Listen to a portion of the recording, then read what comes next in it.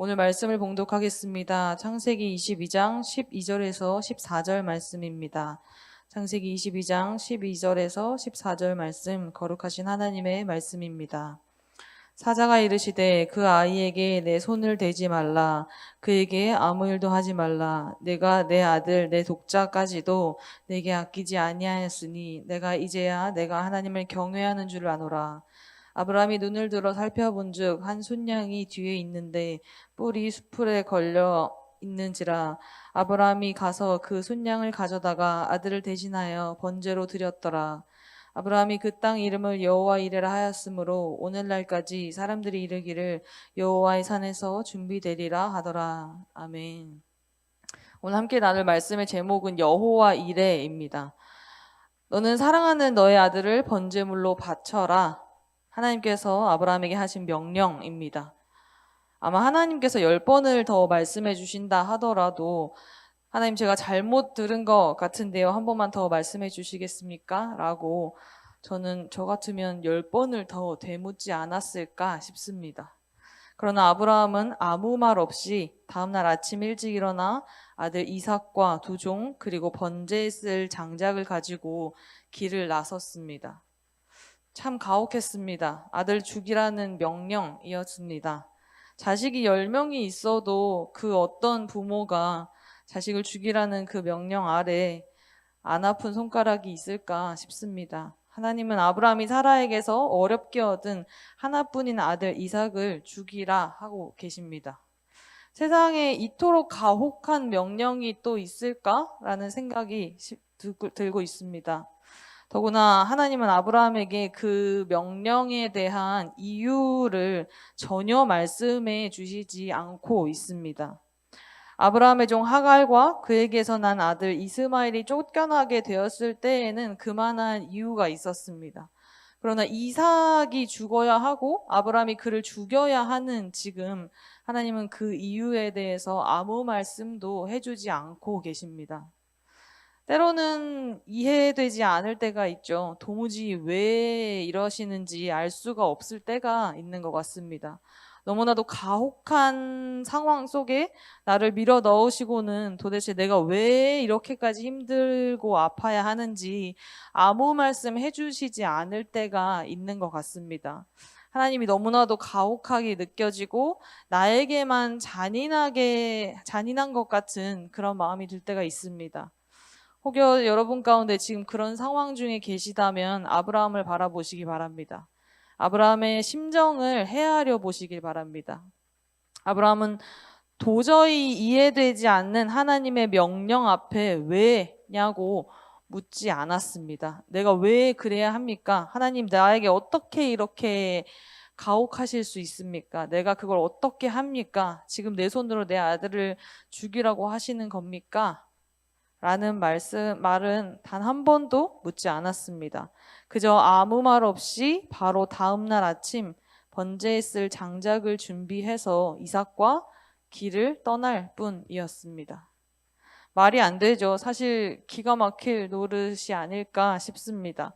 도저히 할 수 없을 것만 같은 그런 말이 아닐까 싶습니다. 그러나 내가 하나님을 믿는다는 그 고백은 그 하나님께서 나에게 허락하신 처참한 상황 앞에서도 바로 그 하나님만을 믿는 것입니다.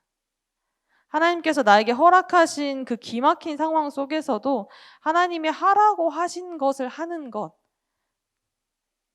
모리아 땅에 다다른 아브라함은 두 종들에게 더는 따라오지 말고 여기서 기다리라고 한 뒤에 이삭에게 장작을 지게 하고 자기는 불과 칼을 들고 제단을 향해 산을 오릅니다.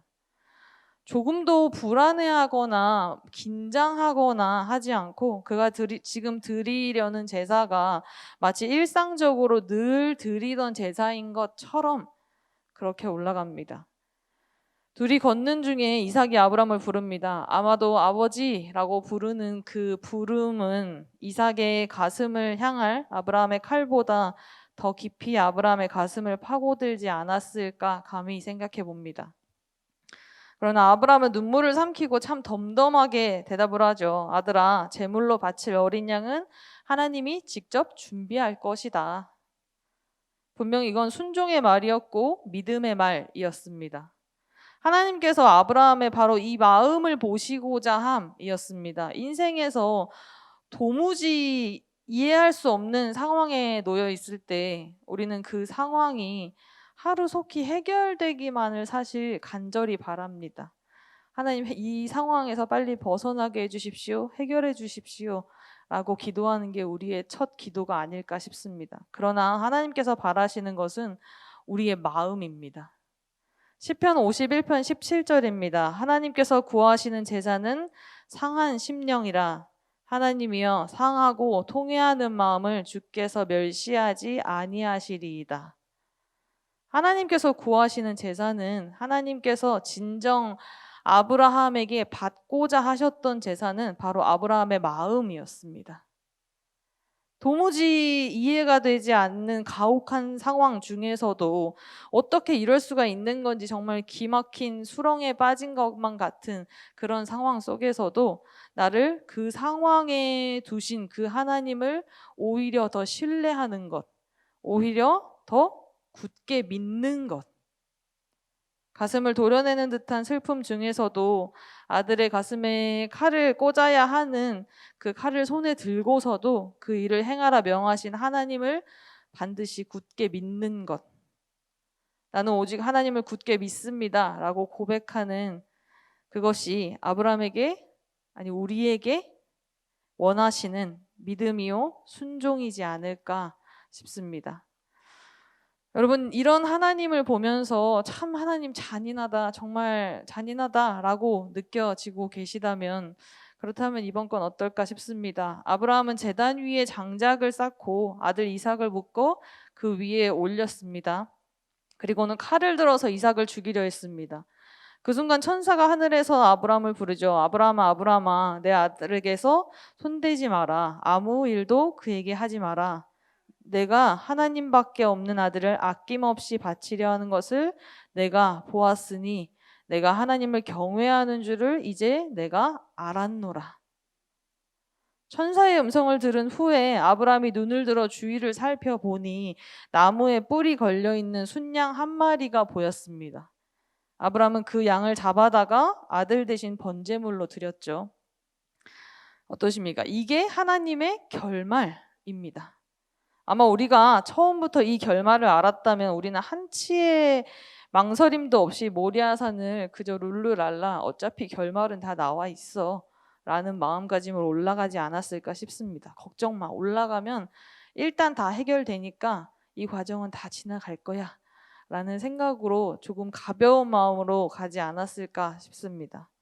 그러나 아브라함은 이 결말을 모르고 길을 떠났고 아브라함은 이 결말을 모르면서 순종했습니다. 그런데 여러분은 기뻐하시기 바랍니다. 여러분과 저는 이제 결말을 알고 있는 사람들입니다. 도무지 이해할 수 없는 가혹한 상황 뒤에 이어질 결말이 무엇인지를 우리는 이미 알고 있습니다. 그러니 기뻐하시기 바랍니다. 저는 울면서 웃으면서 걷는다 라는 말을 좋아합니다. 하나님을 믿는 우리는 울면서 웃을 수 있는 존재들입니다. 아들을 찔러야 하는 칼을 손에 들고 울면서 주께서 친히 준비해 놓으신 여호와 이레에 어린 양이 있음을 알기에 우리는 분명 웃을 수 있습니다. 이것이 그리스도인의 순종이요 믿음인 줄로 압니다. 여러분 가운데 혹시 힘든 상황 중에 계십니까? 지금 참으로 기가 막힌 상황 중에 계십니까? 그렇다면 우시기 바랍니다. 그리고 동시에 웃으시기를 바랍니다. 오직 여호와 이레 그분의 진심을 알기에 울면서 웃을 수 있기를 간절히 소망합니다. 기도하겠습니다. 사랑해 주님 아버지 감사합니다. 하나님 이 새벽 주님의 말씀을 들었습니다. 참 가혹하다 느꼈습니다. 하나님 저에게만 너무나도 잔인하시다 느꼈습니다. 그러나 하나님의 본심이 그것이 아니셨음을 알게 하시니 감사합니다. 울면서 웃으면서 이 길을 걷겠습니다. 도무지 이해되지 않는 기막힌 상황 중에도 저는 오직 여호와 이레의 하나님으로 말미암아 웃겠사오니 주여 저의 이 믿음과 순종을 기뻐 받아 주시옵소서. 오늘도 우리 예배를 받으시니 감사합니다. 이 모든 말씀 예수 그리스도 이름으로 기도드립니다. 아멘.